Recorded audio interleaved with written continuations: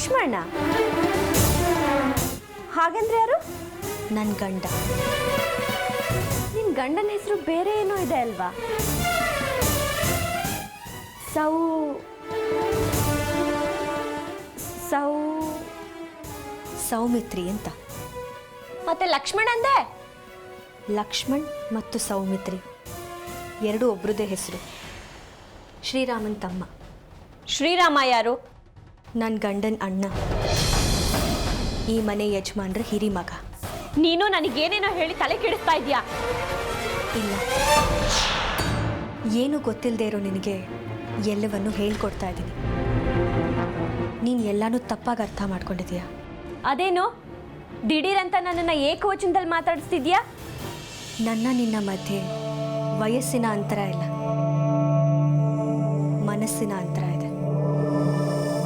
ಸಂಬಂಧದ ಕಲ್ಪನೆ ಬಗ್ಗೆ ಅಂತರ ಇದೆ. ನಿಗೂಢವಾಗಿ ಮಾತಾಡ್ತಿದ್ಯಾ, ನನ್ನ ಗೊಂದಲಕ್ಕೆ ತಳ್ತಾ ಇದ್ಯಾ. ಇಲ್ಲ, ಒಂದು ನಿಮಿಷ ಬಾ ನನ್ನ ಜೊತೆ ಬಾ.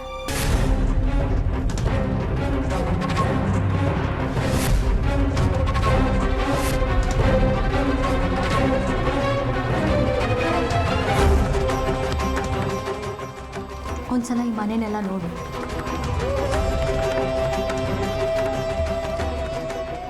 ಇದನ್ನ ಜಾನಕಿರಾಮ್ ಅವರ ಮನೆ ಅಂತ.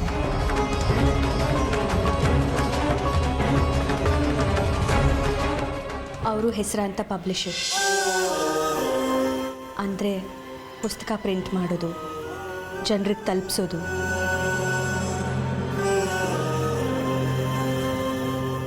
ಪುಸ್ತಕ ಕ್ಷೇತ್ರದ ವ್ಯವಹಾರ ಮಾಡೋರು.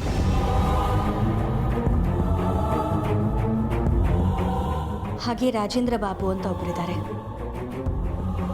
ಅವರ ಧರ್ಮಪತ್ನಿ ಸುನಂದ.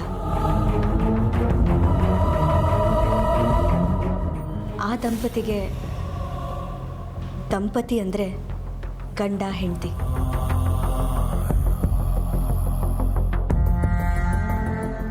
ಅವ್ರಿಗಿಬ್ಬರು ಮಕ್ಕಳು. ಒಬ್ಬ ವೀರೇಂದ್ರ, ಪೊಲೀಸ್ ಇನ್ಸ್ಪೆಕ್ಟರ್. ಒಬ್ಳು ಮಗಳು ಸಿಂಧು ಅಂತ.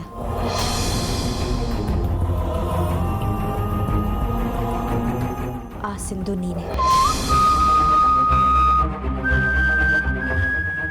ನಿನಗೆ ಯಾವುದೂ ನೆನಪಿಲ್ಲ ಅಂದಿದ್ದಕ್ಕೆ ನಾನು ಇದನ್ನೆಲ್ಲ ನೆನಪಿಸ್ತಾ ಇದ್ದೀನಿ. ನೀನು ಬಿಸಿಬೇಳೆ ಬಾತ್ ಮಾಡೋದ್ರಲ್ಲಿ ಎತ್ತಿದ ಕೈ, ಅದು ಈ ಮನೆ ಯಜಮಾನ್ರಿಗೆ ತುಂಬ ಇಷ್ಟ. ಆ ಇಷ್ಟ ಎಲ್ಲಿ ತನಕ ತಲುಪುತ್ತೆ ಅಂದರೆ ನಿನ್ನನ್ನೇ ಅವರ ಮಗ ಲಕ್ಷ್ಮಣ್ಗೆ ತಂದ್ಕೊಳ್ಳೋ ಅಷ್ಟು. ರಾಜೇಂದ್ರ ಬಾಬು ಅಂದರೆ ನಿನ್ನ ಅಪ್ಪ ಮತ್ತು ಈ ಮನೆ ಯಜಮಾನ್ರು. ಜಾನಕಿರಾಮ್ ಅವರಿಬ್ಬರು ಆತ್ಮೀಯ ಸ್ನೇಹಿತರು.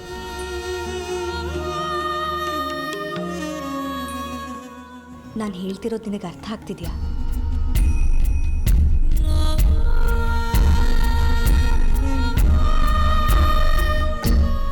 ಸಿಂಧು, ನಾನು ಹೇಳ್ತಿರೋದು ನಿನಗೆ ಅರ್ಥ ಆಗ್ತಿದೆಯಾ?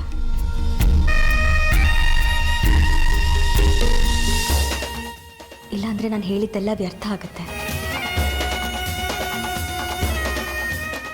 ಆದರೂ ನಾನು ಹೇಳಬೇಕಾಗಿದೆ, ಹೇಳಿ ಮುಗಿಸ್ಬಿಡ್ತೀನಿ.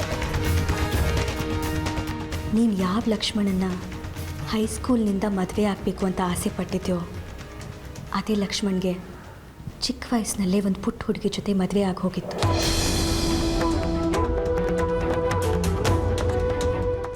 ಆ ಪುಟ್ಟ ಹುಡುಗಿ ಹೆಸರೇ ಅನು.